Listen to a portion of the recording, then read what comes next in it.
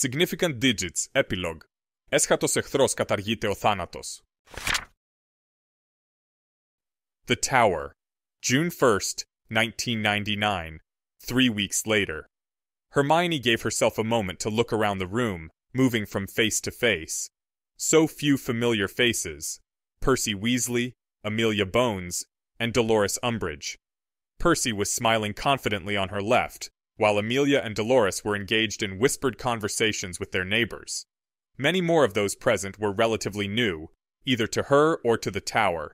He-Jin of the Court of Rubies, Per Avik Söderlund Ellingson, on mission for the nobility of Europe, and others, a Westphalian appointed by Hig, who was now unchallenged in his dominance over the surviving rump of the council. Several wizards and witches from various strata of the Confederation, chosen as representatives at large, a goblin who was present in the same capacity, nominally representing beings, a domovoi of Russia sent by the Thunderer on behalf of the Slavic tradition, and wizards from Nigeria, Dunedin, and Chile. It was almost a parody of oligarchy, with stronger states and things trying to cement their local power. The small nods towards democracy would have been pathetic if they hadn't actually represented progress. Every little step is important, but there's still so much work to do, thought Hermione. Proportional regional representation for wizards, similar representation for beings, and some sort of system for muggles.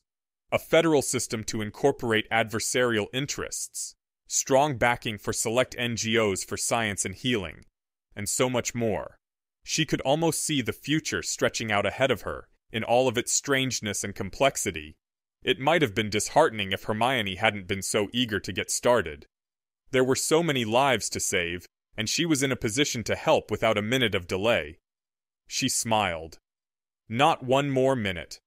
All right then, time to do a little dance.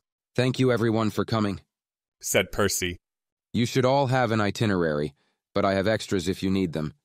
If you don't mind, we'll begin with introductions, and then we'll lay out our current status and our future plans. There is much we need to do, broke in Per, ignoring the orderly start of the meeting and the offered itinerary, his face haggard and serious with urgency. Percy looked mildly annoyed. We must begin immediately to work on our defenses. The muggles and the monsters and the other things, and we must plan for their control. He-Jin cut in after the Norden diplomat, leaning forward and pointing out in calm and clipped words that the strange blurry monsters with fish-like eyes had been spotted in Ulaanbaatar a day ago, and there was no telling where they might go next.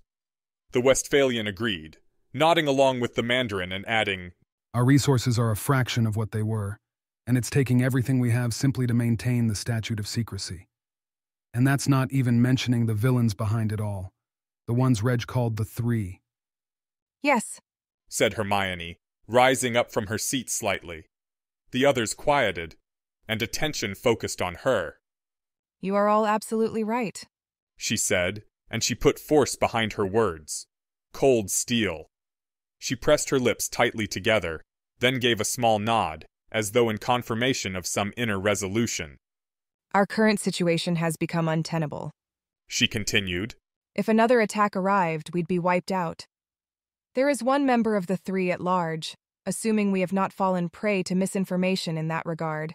I can imagine a clever group adopting a misleading name, as well as a small army of unseelie and many other threats. Even with the help of new allies, and she nodded to the Kurdite who was there on behalf of the goblins and other beings. We have barely been able to hold things together. Thousands and thousands of people and goblins lost their lives on Götterdämmerung, and we are vulnerable as never before. Then now is the time to take hold of the Muggles, as our enemy did and as we once did in old times, said the Russian domovoi. We must command their numbers for our own. The New Zealand representative nodded her head vigorously. Yes, agreed Hermione once more. Amelia and Dolores ended their hushed conversation, turning to look at her with shock and disbelief, and even Percy turned to stare at her. I know that for many of you, this will be unimaginable, but I agree. It's the only way. The world has changed, and all of us have seen things happen that we never could have believed. Elsewhere, at the same time, Limpel Teniagar's face had been frozen into an unpleasant expression of dismay and pain. Reg Higg was reminded of the stories of how the Eleusinian mysteries had punished its enemies, petrifying them into living statues, and then enchanting their limbs so that they could be adjusted into humiliating positions. It seemed petty to today's scholars of history, but its effectiveness couldn't be discounted. The mysteries had maintained their hegemony over all of the Mediterranean for generations. Not that they could do much here, he thought, looking at Teniagar's maimed body, floating in the air in front of him, stunned stiff, one arm cut away at the shoulder, the other at the elbow. He'd heard that Amelia Bones had done this in the last moments of a fight on Hogwarts' roof. He wondered if it had been punitive, necessary, or simply an accident of victory. Bones is not a cruel witch, but a new Eleusinian mysteries has arisen. I can't ignore the implications of that, even if I am a part of it. That last thought was some comfort. At least, he thought as he looked at the broken body of the betrayer, floating along at his wand's command. The great merchants and old families of Tidewater had been murdered, wiped out of life as thoroughly as if they'd never existed. But those Americans that were left would be an equal part of the new world. When the Council of Westphalia rose again, and that thing would rise again, even if Higg had to spend the rest of his life rebuilding its ranks and its strength, the Americas would no longer be in the shadows, jockeying for leverage within the Confederation. Counselor Higg, sir, called a voice, and Higg looked up, returning from his reverie. It was the head of the DMLE, young Diggory, and 4 others. One was an Auror that Higg recognized, but not the rest. They looked nervous and unsettled. Ranks were thin all over, and Higg supposed these must be new recruits or patrol wizards pressed into more heady service than that to which they were used. Director Diggory, hello? Said Higg. Hello, said Diggory. The young man looked haggard, but somehow that made him look even taller and more handsome. His expression was solemn, perhaps due to their surroundings. The atrium of the British Ministry of Magic still bore scars and ragged wounds on every wall and surface. The basics had been put back in order, but it would be a long time before the cosmetic damage could be repaired, and even longer before the memories would fade. Higg thought of Tidewater again, and shuddered. Here is my delivery, said Higg, gesturing with his wand. Teniagar's body floated between them gently, as though wafted by the wind. Have a good ride. Have your people strip her mind, and if there's anything left when you're done, tell her that her home is gone. Diggory didn't reply, watching Higg with a sad expression. He gestured to one of the witches with him, and she cast her own levitation spell on Teniagar, taking over from Higg. I'll be headed back later tonight, Higg said, after taking some time to try to get together some people. checking up on friends? Diggory asked, as he stared down at the frozen face of Teniagar. No, Higg said, shaking his head. There are some expats of the Americas here in Britain, from all over, Chile, Brazil, the States, Canada, etc. I'm going to touch base with a few of them and see if they'd be amenable to coming home. Makes sense. I'm sorry about what happened. It could have been worse, Higg said. Salem escaped without a scratch on a single student, thanks to the goblins and centaurs, and Houston and Buenos Aires only lost a handful. And we'll rebuild. Everyone, everywhere, needs to rebuild. He gestured broadly around the atrium, as though to illustrate his point. We'll be here to help. Thank you. Higg said and sighed. He shook his head. Sorry, it's too easy to be gloomy these days. All is well with you. As well as can be expected. Diggory said, nodding. I lost some friends and a cousin, but everyone lost someone. It's been too busy to really think about it. Make sure you make time for yourself, to keep a clear head. Higg offered. In fact, maybe you want to have dinner tonight? Take your mind off things? Actually, said Diggory a bit sheepishly. I have an engagement tonight. I heard rumors about a long-sought romance. I suppose sometimes persistence pays off, eh? Said Higg, smiling gently. A signal to the young man. Levity is okay. Even now with what happened in Tidewater, I won't be offended. Diggory shrugged. What can I say? He asked. We've all been through so much, and sometimes a person comes out the other side a bit. Well, bolder, I guess. It'll be new and probably fun, and worth giving it a chance, and anyway. And Diggory glanced with a smile over at the group that had accompanied him, where Pip was standing guard.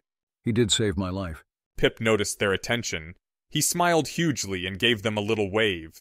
Then he returned his attention to his work, straightening himself up and returning his attention to Tiniagar, though she was hardly in a position to escape, even if she were somehow to wake, and though it didn't seem as though any amount of dutifulness could erase the smile that was plastered on his face. Well then, said Higg, and now his smile was rather more genuine. I hope you have a good evening. I'm sure I'll see you soon, Master Diggory. Let's hope for the best of luck in all our new beginnings. When Reg Higg left the Ministry of Magic, he found himself oddly optimistic. Despite all of his common sense and despite everything he knew of history, he let himself believe that things might get brighter, things might get better. Isn't it pretty to think so? Muggles are an existential threat, Hermione said firmly, looking around at everyone at the meeting table. It was a new piece of furniture, without the scuffs and broken edge from Hermione's demonstrations of anger 3 months ago. New like everything else in this new tower. Götterdämmerung showed that to everyone, even skeptics. Harry had some strong beliefs on this, as you know, but I think we need a new plan. The Statute of Secrecy made us vulnerable, since it encouraged us to separate ourselves and gather together into little enclaves. There was a time when wizard and witch lived among muggles, usually ruling them, and it would have been impossible to try any sort of magical genocide. We need that protection again, the protection of muggles. Madame Granger, said Amelia, and her voice was harsh. I am surprised to hear this from you. You used to moderate Mr. Potter's approach, but now you sound more extreme than he ever did. What is your idea, that we attempt to seize control? It's not even practical, even if it wasn't a gross departure from our ideals. We are so few. Do you imagine we could dominate the Muggles when they have as many cities as we have people? We have been intervening strategically for years, said Hermione coolly, standing up. On a small scale, even a handful of wizards can effect incredibly quick change at a minimum of risk. I hardly think a few hit wizard squads are good evidence, objected Dolores. And you know what they're like. Elsewhere, at the same time. This seems like the perfect moment for sniping, said Neville in a hopeful whisper. He scrunched himself forward enough to see over the rim of a huge spool of copper wire that was currently hiding him from sight, then ducked back down. Yes, sniping it is, for sure. If we did that, then, said Fred, cocking his head to the side. Wouldn't he be dead? Said George, cocking his head to the other side. No, I just need to snipe the gun out of his hand, said Neville. That can be healed. Then there would be the blast bomb only to explode, I think, said Bogdanova, peering around the corner for a moment. She pulled her head back and turned to Neville with a mocking smile. Which means all of our problems here would be gone very shortly. Yes, you have convinced me. I can snipe his other hand, too, offered Neville. Then he can't blow up the bomb. This might be one of those situations that can't be solved with sniper rifles, mused George contemplatively. Although now that we say that out loud, it just sounds silly, contemplated Fred musingly. We can use the extinguishing charm on the bomb. That will stop any detonation, said Neville. Then the sniping. Snipe the hostages as a distraction? Suggested Bogdanova. Her appearance may have changed with rejuvenation, but her attitude certainly hadn't been affected. Enchanted bullets, that's the ticket, said Fred. Zip around to both hands, Whammo, knock him back and to the left, agreed George. Neville turned to squint at George suspiciously, but the Weasley twin only smiled serenely. Neville sighed and crossed his arms with a scowl.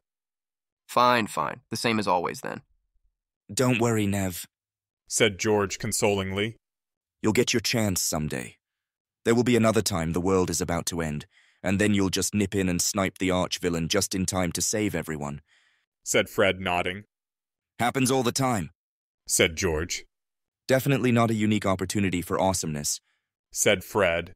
The twins were grinning now. They reached across to each other and each tapped the other on the head. With the sound of a cracking egg, they vanished into disillusionment. Bogdanova waited a second, then leaned around and tugged on Neville's earlobe affectionately. They're not wrong, you know, she said, her tone softening. Who knows what may happen? Think about other things of that day. I know, Neville said, sighing again as Bogdanova lifted her wand and tapped herself on the head, vanishing from sight with a wet crackling noise. And I'm grateful, of course, but still, the sniping, he said plaintively. Oh, come on. The invisible Russian witch said, and her voice was fond. Let us go. There's a girl in the pond that needs rescuing. Neville grinned and disillusioned himself. This is good, said the domovoi, who obviously approved of the plan. Several others joined him in that attitude. Percy, and Dolores looked doubtful. Amelia looked hostile. The others seemed to have reserved judgment. Jin cleared his throat delicately and asked Hermione what she was proposing. The fast reverse. We have already seen the success of making our rivals into our allies, said Hermione, gesturing at the Kurdish envoy. So we need to do the same with the Muggles. We need to turn a threat into an asset, potentially the biggest asset we could ever have. We need to eliminate the statute of secrecy and present ourselves to the world as a magical people. It's a risk, and we'll need to be careful, but remaining isolated has proven even riskier. Nearly everyone seemed confused by what she was proposing, except for Amelia. Her expression softened, and displeasure was supplanted by surprise. You're not proposing mastery at all. You're proposing the modus melee. Open and free and as equal as we can manage, confirmed Hermione. Not hiding from them, not ruling them, but living with them. Spoke up cautiously. If you will excuse me, that seems to be an idea with a very interesting goal, but one with too many problems. It is impossible. There are so many problems that it's staggering, Hermione allowed. Every Muggle government will see magic as a weapon, so there will be a risk of global warfare, in addition to the constant threat of kidnapping or blackmail. There are also different aspects of magic that are incredibly dangerous to the untrained, but any obliviator can tell you how hard it is to completely eliminate information from a Muggle population, which is why nearly every aspect of our magical world can be found approximated in folklore and legends, even today.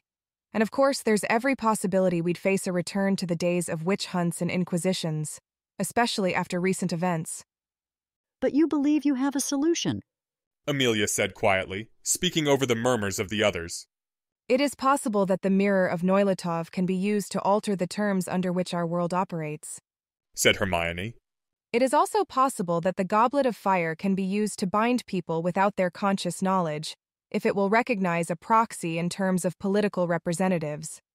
It is also possible that some of the new spells we will acquire from our 2 captive members of the 3, or even one of the ones we already possess, could be used once we have mastered them to manipulate even a global population. But we may not even need to resort to any of these, if we devote ourselves as one to this goal and find different solutions. There are many others, including mundane ones like wand control. There were only 112 wand makers worldwide a month ago, and there must be many fewer now. We kept the entire world in an imperfect ignorance for centuries.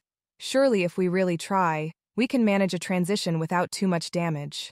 Percy was staring at her, eyes wide.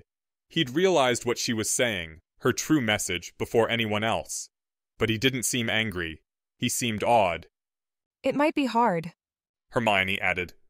But sometimes the hardest things, the things that seem the most impossible, are the things that most need to be done. The first step to finding a solution is rejecting the idea of impossibility.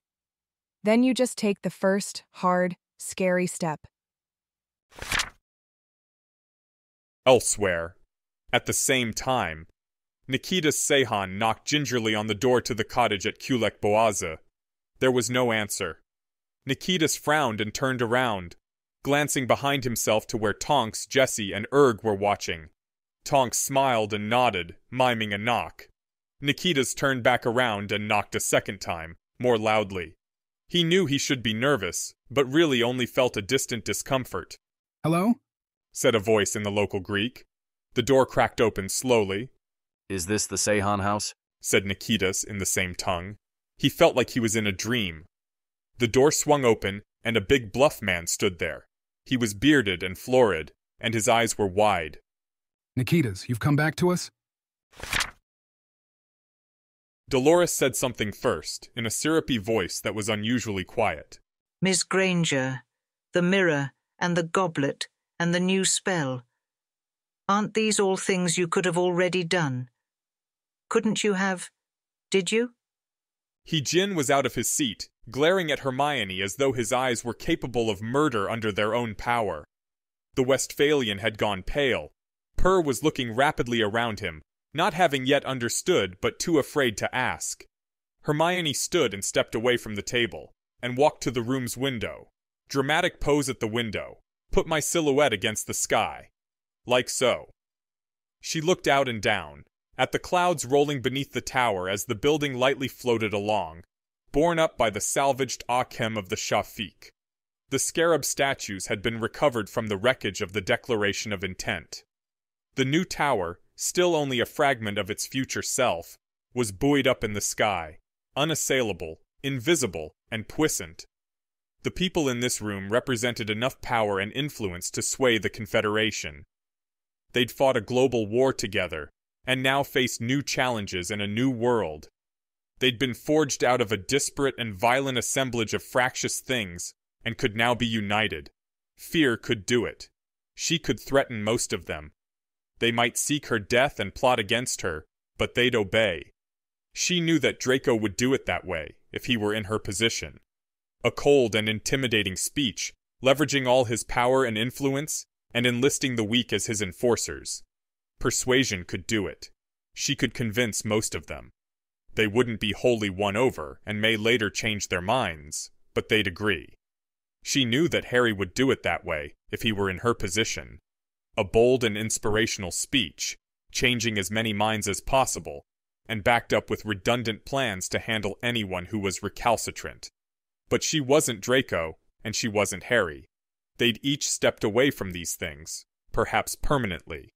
She was Hermione Granger, daughter of dentists, goddess. She was standing at the crux of things, and she knew the right thing to do. Fear was limited.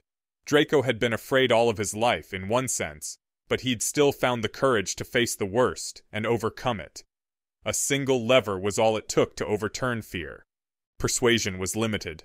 Harry had spent years railing against insanity and irrationality, hurling evidence and reason against dull walls and burning with frustrating when they failed. He sometimes couldn't see the way the world was, out of eagerness to see it the way it should be. Hermione knew that wasn't how you led people. It wasn't how you changed minds.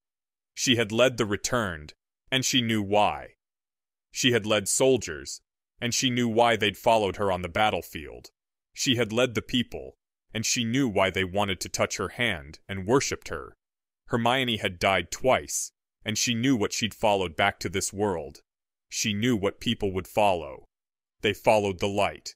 Far below, all around the tower, she could see bright spots of crimson glory. She heard a phoenix call, as though it saw her, and heard another answer.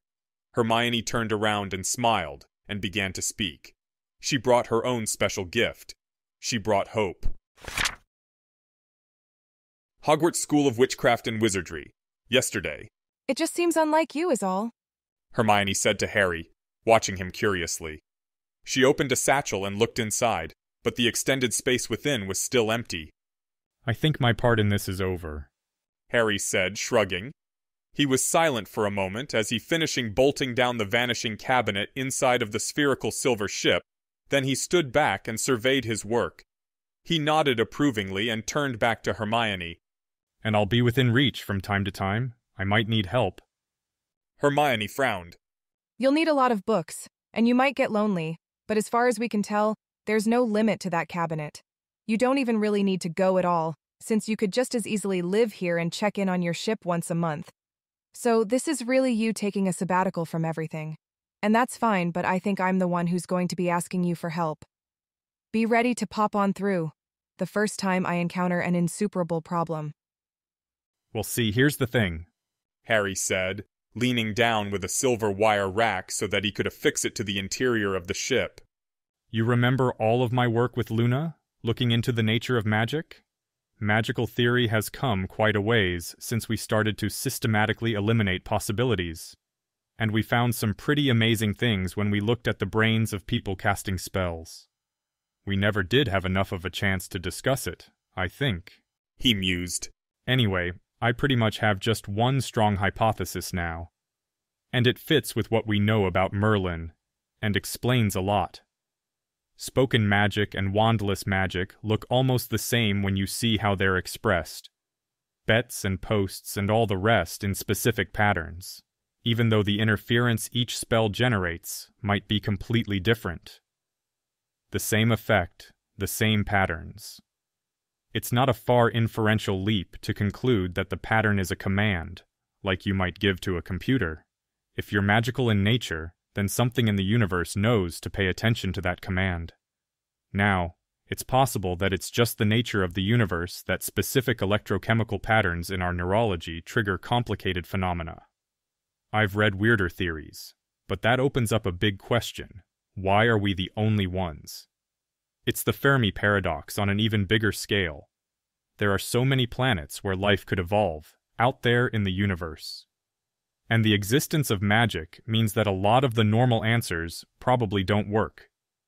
Distance and difficulty don't seem like they could possibly matter once any magical civilization is advanced enough, and some of those life forms that probability suggests must exist would end up being magical, just like humans. Now, there's a lot of possible explanations. Maybe magic makes it even more difficult for life to evolve than we thought somehow. Or maybe there are magical barriers we don't know about, blocking us off. But then I think about Merlin, and what he was afraid of, and how he backed down when it came down to it. Hermione's jaw had dropped open, and she'd forgotten to breathe since Harry had said the words. Fermi paradox. He continued on. I didn't present him with very much new information when it came right down to it. He must have already known Meld had been defeated, and they'd been watching me, so they already knew the other things I said. And I told him that prophecies always come true, but I learned that from a book that quoted Merlin. So why did he go? Maybe he's just biding his time. Maybe he's seeking a way to neutralize our advantages. Maybe he was just suddenly persuaded. But someone that powerful with that much lore and prophecy... Harry shook his head. I'm not sure about that. Because I'm thinking of what Merlin's goal might really have been, and about a thing called the Great Filter, and... He paused, then continued. No, I think that... Wait, interrupted Hermione. just wait. Because I think you're about to tell me that you think the British wizard Merlin is an alien from another planet, sent here to watch us or guard us or something, and that maybe aliens invented magic, and that is... She frowned. No, put a pin in that. I can't handle that right now. Harry grinned. I imagine a computer somewhere, advanced beyond our furthest dreams, that fulfills commands to users it recognizes, and we just happen to have matched that pattern in the weirdest way. But all right. Another time then. Or until it becomes more urgent. Hermione was silent for a long period, while Harry continued packing away supplies. Lots of redundancies and fail-safes, since this was a journey into the unknown. He'd be pushing against new limits and uncertainties about all sorts of materials and spells. After a while, the witch spoke again. How do you know that this will work, and where to go? Prophecy, Harry said, shrugging. Which is the only way I can even do this, since I know I will succeed someday. Eventually. I just need to head to the Scorpion and the Archer. Scorpius and Sagittarius. Something is locked beyond return along that path. Just by coincidence, that's also where astronomers think a black hole is situated, at the center of our galaxy. So that's where I'll go, and we'll see if that's where Dumbledore is now. If it's where Atlantis is now. If it's where all the things locked beyond return are trapped outside of time. It's inconvenient and crazy, but sometimes so is the world. How far is it? Asked Hermione. 26,000 light years or so, answered Harry, grinning. Although I expect to find faster ways to travel than the speed of light. I feel as though we're saying goodbye, Hermione said, and her voice trembled a little.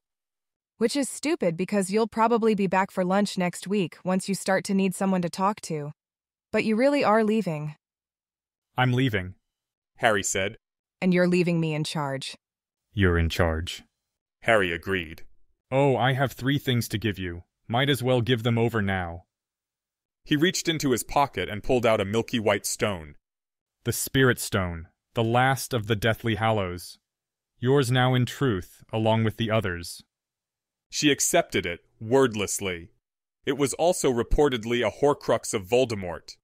A research project, how to break those ties. He tugged on the fingerless glove on his right hand, pulling it free. A pained expression passed over his face, but he didn't hesitate. He offered it to her, and again Hermione took it. She glanced at his other hand, at the decoy glove he always wore, but he smiled a wry smile. No, I'm going to hang on to this one. I discovered something useful about it recently. No, the 3rd thing is a ritual.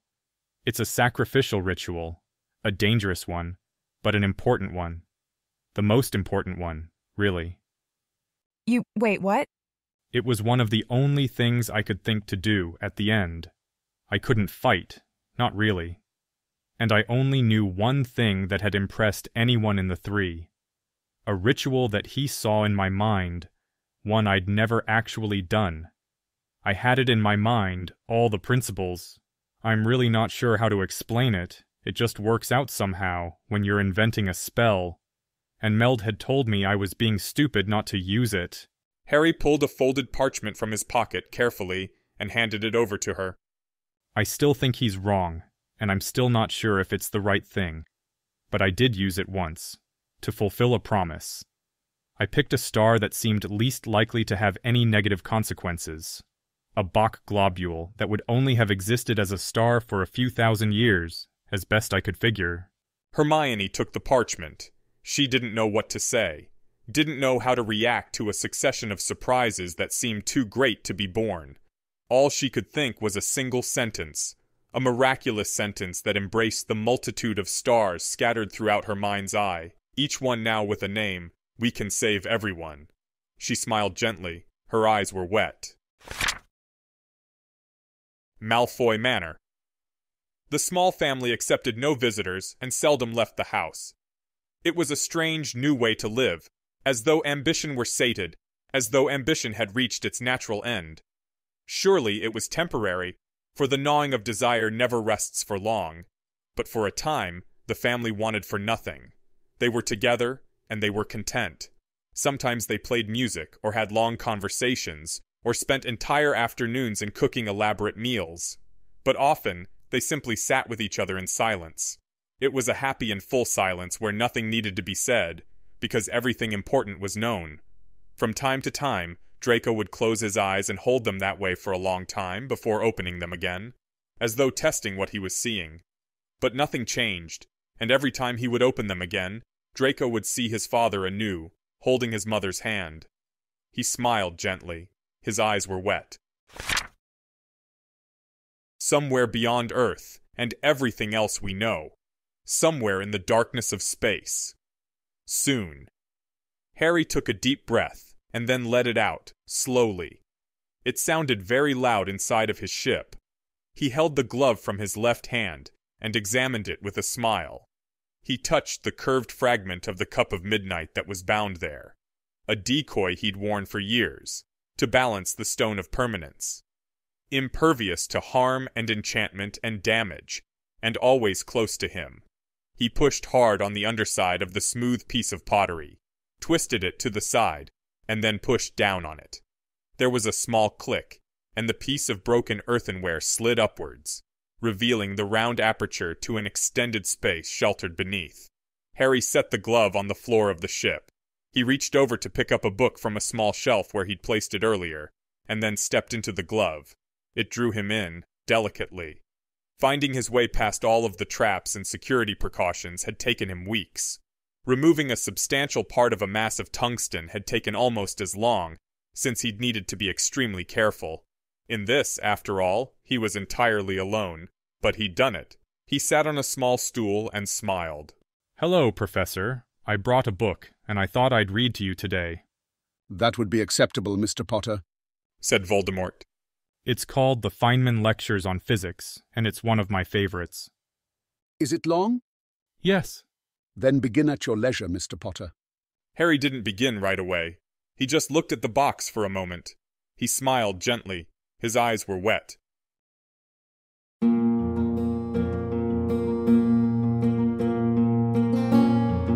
This has been an AI reading of the Harry Potter and the Methods of Rationality fanfic, Significant Digits, written by Alexander Debus. You can find the original text at anarchiashhyperbole.com. The voice for this project was provided by Aeneas Brodsky. You can hear his true-voiced audiobooks at hpmorpodcast.com. If you enjoyed this podcast and wish to help support the creation of others like it, you can visit patreon.com/AskWhoCastsAI or subscribe to this Substack. Thanks for listening.